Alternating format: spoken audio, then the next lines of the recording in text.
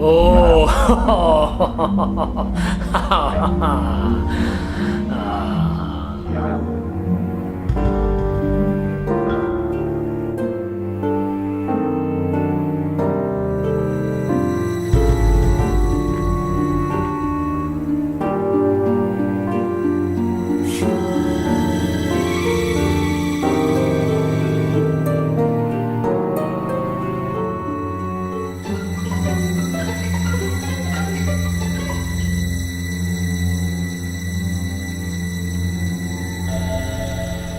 Cocaïne, une solution à 7%.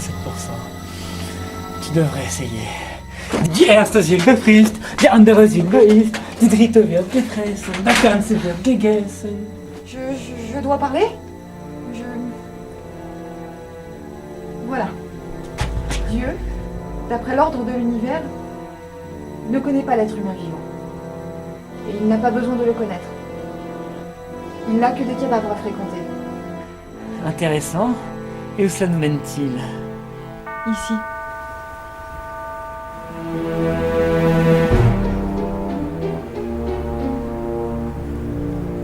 Toujours ces visions morbides? C'est Raphaël qui les a tués. Comme Elisabeth? Oui. Je crois plutôt que tu as rejeté férocement l'hypothèse du suicide, parce qu'elle te renvoyait ta propre tentative de l'an dernier. Mais Oh, chut, pardon. Edouard n'est pas au courant, j'oubliais. comment c'est... Attention, au-dessus de toi!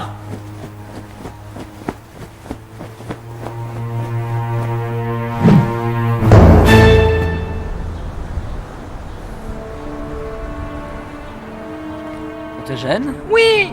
Ça te fait mal? Oui. Alors tu vois, ça c'est facile à analyser. Lorsqu'ils sont petits, les enfants pensent que les bébés sont éjectés par l'anus, comme les excréments. Ils assimilent les cacas des nouveau-nés.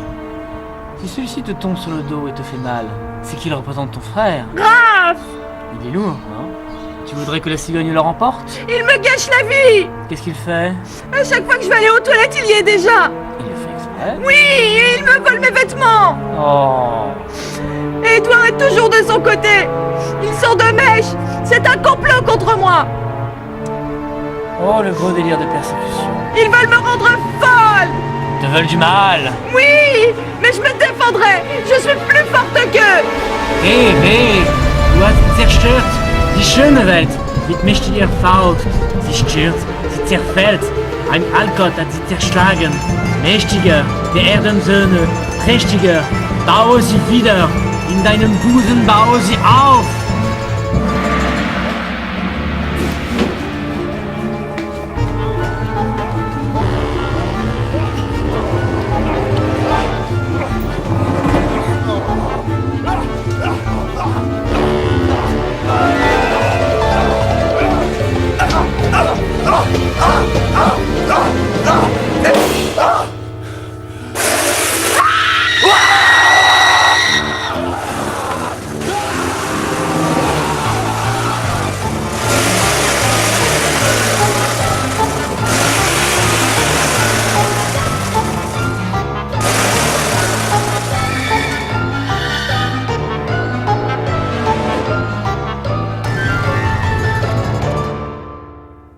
Mesdames et messieurs, cette exposition consacrée à la Révolution française étant gratuite, nous vous demanderons de bien vouloir vous laisser couper la tête à la sortie. Par ici, s'il vous plaît.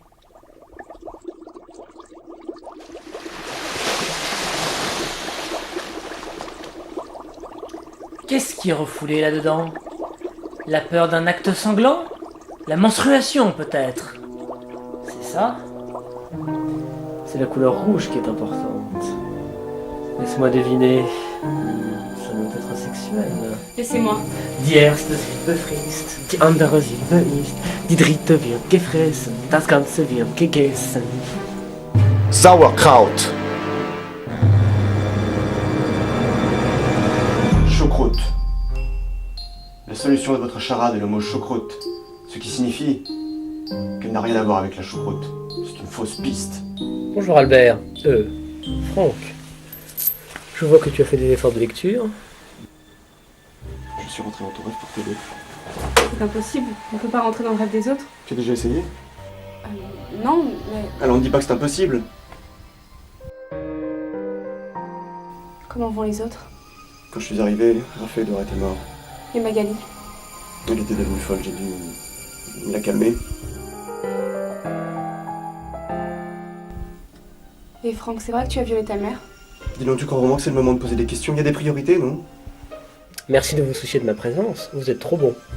Quand tu es arrivé, nous étions sur le point de parler de l'érotophobie de Jeanne. Ma quoi? T'as peur de rougir en public. Décidément, Franck, tu m'impressionnes. Et si on parlait de vous, Sigmund? Ou devrais-je dire Sigismund? Ah, Quatsch, Sigismund. C'est pourtant votre vrai prénom. Sigismund Schlomo Freud. C'est amusant de vous les raccourcis en Sigmund. Un rejet de vos origines ou de vos parents? Rien à voir, c'est juste un prénom ridicule. Tu aimerais t'appeler Sigismund, toi? Vous ne vous en tirerez pas comme ça. Je suis venu laver l'affront que vous m'avez fait. On a juste brûlé quelques livres. Vous savez où et quand mes livres ont été brûlés pour la dernière fois? C'était à Berlin, en 1932. Merde. Et je suis fier de l'hécatombe que j'ai faite dans votre gang de néo-nazis. Ne soyez pas ridicule, Sigmund. Vous savez parfaitement que notre bûcher n'avait rien de nazi. C'est un prétexte, un écran de fumée. Ces flammes n'ont-elles pas plutôt titillé le souvenir de vos propres pulsions pyromanes, si présentes dans votre enfance? Mensonge! Pulsions que vous omettez de mentionner dans votre auto-analyse, et qui ont survécu jusque dans votre façon d'allumer le cigare, avec de grosses allumettes.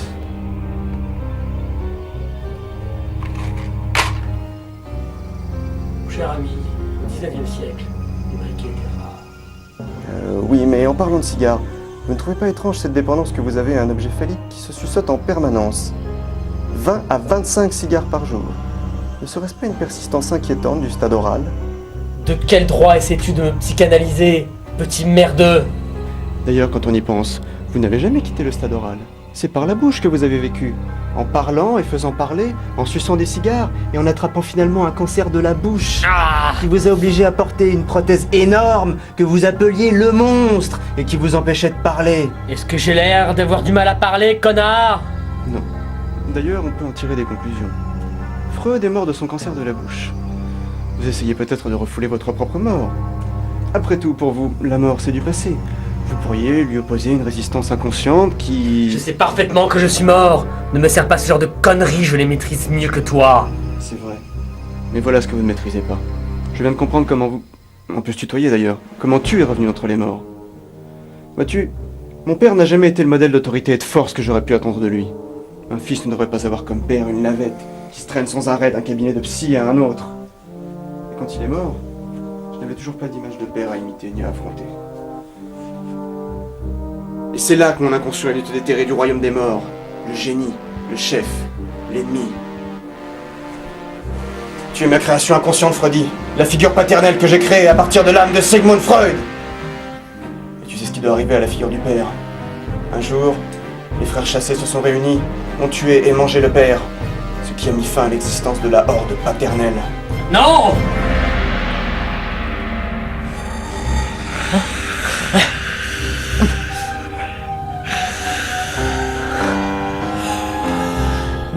Mais c'est impossible! Ils sont morts! Mais toi aussi, Freud. Toi aussi. Non!